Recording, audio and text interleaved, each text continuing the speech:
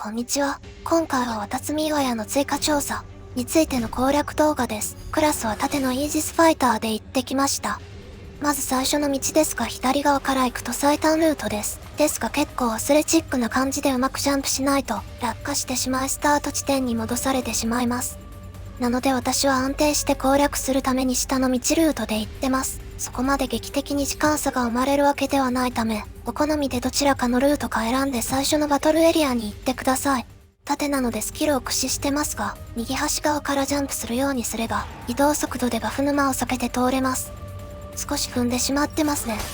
二つ目の沼の方はもっと簡単に右側から通れます。今度は上ルートを見てみます。こちらの道は最短ルートですが落ちたら振り出しに戻されます。一度落ちたら諦めて下のルートから行きましょう。スタミナ管理に気をつけてダッシュを細かく切り替えます。ジャンプするためのスタミナがなくならない要注意です。ここで落ちたら振り出しです。一応落ちてしまっても復活回数は消費しません。最初の盾のプレイ映像に戻ります。二つのどちらかの道を駆け抜けると最初のバトルエリアです。崖上にもエネミーが配置されています。右側の崖上にいるエネミーがヘイトを取らないと最後まで残ってしまいがちです。できれば最初にヘイトを取った方が良いですね。このエリアにいるエネミーは上り下りしてもちゃんとついてきてくれるので、下のエネミーのヘイトを取ってから上でエネミーをまとめて倒しても良いです。このミッションでは結構ばらけてしまっていますが、エネミー自体上級ではないため HP は高くありません。それと制限時間は30分と長いので、効率を求めずクリアだけするならそこまでシビアではないですね。この間欠線上のエネミーがいつも残りがちなやつです。間欠線もうまく登るのに安定しないので、基本的には左側のクライムアクションを使用した方が良いです。遠距離クラスの人はこのエネミーのヘイトを取りやすいので、最初のうちにヘイトを取れると楽ができます。盾のイージスファイターの新スキル、ヘイトコレクトは遠くのエネミーのヘイトを取れますが、段差があったりして平地でないとなかなか狙ったところにスキルが打てません。これはブルプロの使用上、範囲エリア系のスキルが地面を狙うかエネミーにロックして撃たないととんでもないところに照準が持っていかれるためですね。今回のミッションは他のミッションと比較して道中が長く迷いやすいです。私は結構方向音痴なためか、ぼーっとしてプレイしているとわけがわからなくなります。そんな人におすすめな覚え方ですが、正解のルートは全て左側の壁沿いに沿った道です。あと、今回のミッションでは水場を何回か通ります。水中の泳ぎモーションではダッシュと同じく素早く泳ぐことができるので、水中に入ったらダッシュボタンで早く泳げます。こちらが2つ目のバトルエリアです。先行した人は奥のエネミーのヘイトを取ってから少し引き返して引き連れてきたエネミーとまとめて倒します。ここで一度ミッションの概要についてです。突入条件はバトルスコア5220、レベル60以上、レベル進行は67でボスは強めです。ドロップ報酬は土属性レベル60武器とエンハースイマジン55から60レベルのものが落ちます。注目なのはこのミッションのドロップ武器は特攻にグランドキラーがつきます。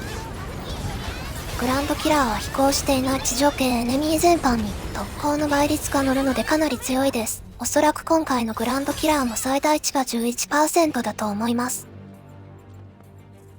次のバトルエリアまでは道中が長いです。次の道は左側を少し泳いでから水中でジャンプして段差を乗り越えます。ここも泳いで左へ進み、クライムアクションで上に登ります。この空間は駆け抜けてエネミーを引き連れていきます。この次の場所にはスイッチを押して扉を開けるところがあります。先行した人はその場所で一度スイッチを押してから、扉の中にいるエネミーを一度攻撃したりしてヘイトを取って、少し戻ったところで引き連れているエネミーをまとめて倒します。グランド特攻の60レベル土武器が出るので、ドロップ報酬目的で周回する人が結構いるんじゃないかと思いますね。もし全員が駆け抜けてしまう感じなら、こちらのエネミーをまとめて倒すのは諦めるしかないです。ドロップ報酬目的で周回する人は、移動速度バフ系で先行してから、エリア範囲系のスキルを置いといて、ここで戦うというアピールをすると良さそうです。本当なら固定パーティーを組んで、皆でドロッと使った方が良さそうではありますが、私は固定パーティー組める人がいませんのでね、悲しいことに。先行して隔壁を開いた場合がこちらです。隔壁を開いた後に一度エネミーへ攻撃してヘイトを取ると確実に誘導できます。まとめて倒すことを知っている人は立ち止まってくれます。通り過ぎてしまう人が多そうなら諦めた方が良いかもですね。今回実装された上級では光属性70レベル武器が落ちるので、どの武器が良いかはかなり難しいところです。今後実装された武器やイマジンについて別の機会に動画で解説できればなと思います。軽く触れておくと、今季 EX ラッシュでは多くの人が70レベル光属性武器を持っているみたいで、今季の EX ラッシュは前期と違う仕様なため光バーストで戦った方が安定するようです。ここのスイッチは全部適当に押してしまって良いです。適当に押すことで何かデメリットが生じたりはしません。ここから少し迷いがちです。全部左側の壁に沿って道を進んでいくと正解ルートです。後視界のカメラ、いわゆる視野角を広めに、利きにしていないと目が回って酔う人もいると思うので注意です。主に PC 版でマウス操作の人は、マウスホイール、TS5 番などのコントローラーの人は、R1 ボタンと方向キーでカメラ距離を調節できます。こちらのバトルエリアは下の広場で戦えますが、先行した人がクライムアクションで登った上側にあるスイッチで隔壁を開いて、キーエネミーを出す作業が必要です。こちらのエネミーは上と下でそれぞれ残ってしまう個体がいるので、できるだけ多くを下でまとめて倒して、後から上に残ってしまったエネミーを処理します。今回は上で戦うのか下で戦うのかが曖昧で、あたふたしています。結局は一度上のエネミーのヘイトを取ってから下に戻る動きをしていますね。一番効率が良いのは最初から下でまとめて倒すのが良いです。先行して隔壁を開いた場合はこちらです。隔壁を開く場所は大きく分けて3つです。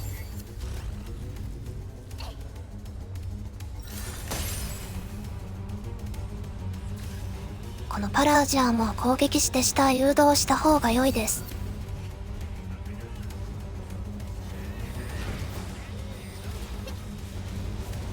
こちらのエネミー2体は下へ移動してくれません。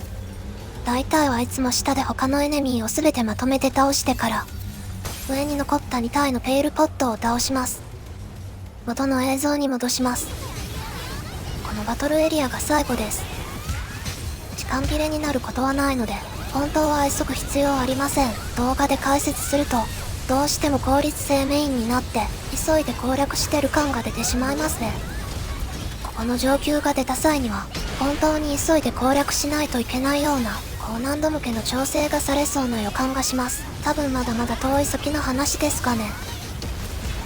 また少しだけ、盾のイージスファイターについても触れておきます。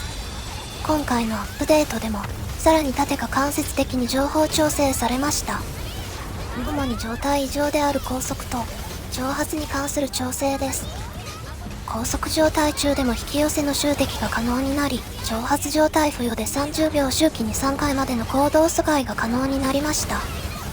直接盾だけが恩恵を受けているわけではありませんが、それでも高速や挑発は盾が最も使うスキルです。新しい挑発の使用をうまく利用すると、ボスエネミーによっては、あらゆる攻撃を妨害できます。特に盾がパーティーに自分一人の時などは、挑発付与、スタン、高速のバインド、すべての行動阻害系を好きなタイミングでエネミーに付与できます。個人的にはプレイしていて盾が一番面白いですね。ここからボス戦です。ボスは光属性が弱点で、闇属性に耐性を持ちます。盾の通常攻撃の上派生で光耐性ダウンができるので、有効に使っていきましょう。もしかしたら上級の光武器を育ててから、こちらを周回した方が楽かもしれませんね。上級武器は70レベルなので、限界突破していたらさらに強いですが、元の性能でも60武器プラス5相当なので、ちゃんとプラグを装備していれば無凸でも良いかもです。今のところ従来通り非属性で素早く勝てるため、いつもの非属性武器で良いとは思います。ボスの攻撃は簡単に説明すると、3回突進攻撃、火の横振りとエリア竜巻攻撃、土のビームで波状攻撃、光の広範囲なぎ払い、そして闇沼攻撃です。このように複数の属性攻撃をしてくるので、エンハンスイマジンで一つの耐性を上げるのはおすすめしません。まあ個人的にはあまりエンハンスイマジンで属性耐性を上げることはないんですかね。このボスも他のボスエネミー同様 HP が半分以下になると攻撃の激しさが増します。属性攻撃の回数やダメージがさらに増加するので、なるべく時間をかけずに倒したいところです。詠唱する動作は一部ウルト攻撃などで大技のモーションをキャンセルさせれるようです。ドラーバのヨルクと同じならキャンセルさせる瞬間はため動作後の一瞬ですが、実装されてからそこまで時間が経っていないので周回数が少なくあまり明確なキャンセルのタイミングがわかりませんでした。この盾動画の後にキャンセルできた時なども流します。そして攻撃で最も気をつけたいのが闇沼攻撃です。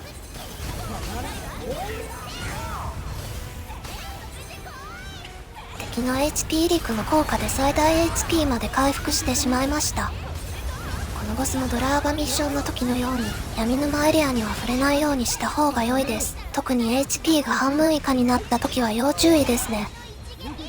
あとはもう属性攻撃の繰り返しです。土の波状攻撃はジャンプで避け、他の攻撃は回避アクションや回攻撃の予兆を見て回避することで攻撃を避けれます。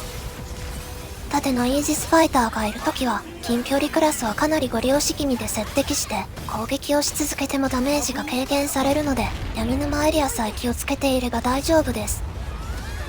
最近だと杖もかなり接敵して戦うスタイルが強いので、距離が開くのは弓の一くらいですかね。パーティーに盾がいるかいないかでミッションの難易度がかなり変わるので、パーティー構成を見て動きを変えた方が良さそうです。それにごく稀に斧の人がいなくてドレインフィーバーの HP 吸収効果がない時も結構きついですね。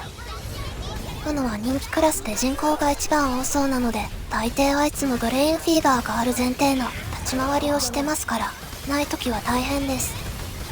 個人的にはミッションの快適度合いで言うと盾と弾がよく安定する感じします。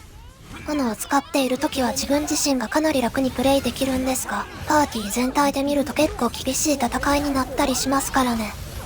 結局は自分のプレイスタイルによるところが大きそうです。少し時間が余ったので余談ですが、今回のミッションで5章で実装された通常の追加調査ミッションは全部でした。今後は上級調査とラッシュバトル6段 EX ラッシュバトル減反の銅の動画を投稿予定です。特に今投稿している追加調査系ミッションはそこまで動画の需要なさそうですが、半ば勢いで一通り投稿することにしました。